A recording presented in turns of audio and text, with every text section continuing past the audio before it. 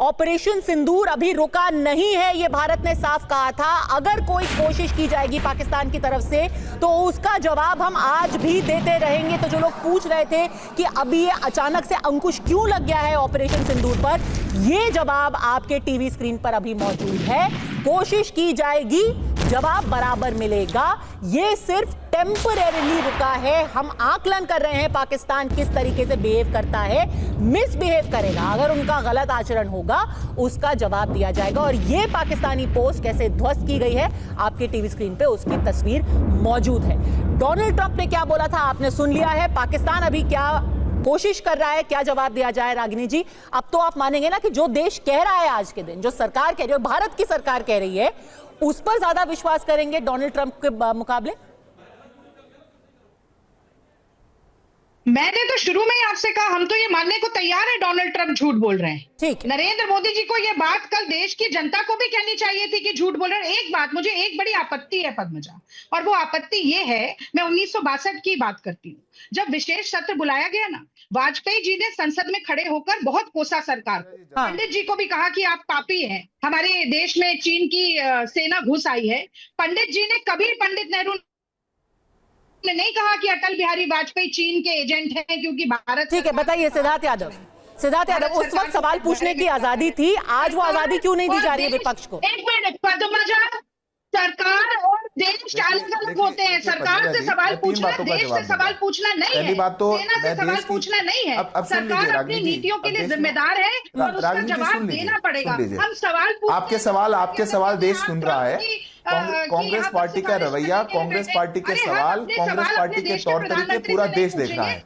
जब देश ऐसे संवेदनशील समय में है, अब सुन लीजिए राजनीति, थोड़ा ठंडा हो जाइए, सुन लीजिए। सवाल तो छोड़िए, मार्क्स मिल गए हैं फुल, अभी सुनिए बात को भी सुनिए। पत्रकारों के एक भी सवाल का जवाब 11 साल में नहीं दिया। रागिनी जी, एक एक करके प्लीज, अब अभी मुद्दे पे रहते हैं, अभी मुद्दे पे रहते हैं, बताइए। को ढाल बनाना बंद करिए। ठीक है, सवालों का जवाब दीजिए सिद्धार्थ यादव, फिर मैं वापस हर्षवर्धन जी पे जाऊंगा। मैं 3 बातों का जवाब देना चाहता हूं। पहली बात तो उन्होंने कहा पूरा विपक्ष देश की सरकार के साथ है, पूरी कांग्रेस पार्टी देश की सरकार के साथ है। सीडब्ल्यूसी में हमने कहा, सीडब्ल्यूसी में आपने कहा, और सैफुद्दीन सोज आपके नेता कह रहे हैं पाकिस्तान अगर कह रहे हैं कि उसने हमला नहीं किया है तो हमको मान लेना चाहिए। आप भारत की सरकार के साथ हैं, आपके मुख्यमंत्री सिद्धरामैया कह रहे हैं कि हमको युद्ध नहीं करना चाहिए। ऐसा साथ आप मत दीजिए। देश की सरकार का, देश की सेना का कांग्रेस पार्टी ऐसा साथ ना ही दे तो बेहतर है। इस संवेदनशील समय में कैसे राजनीतिक रोटी सेकने का कांग्रेस पार्टी प्रयास कर रही है, पूरा देश ये देख रहा है, पहली बात। दूसरी बात, आप कह रही हैं कि देश में सेना तो बहुत पराक्रमी है पर नेतृत्व कमजोर है।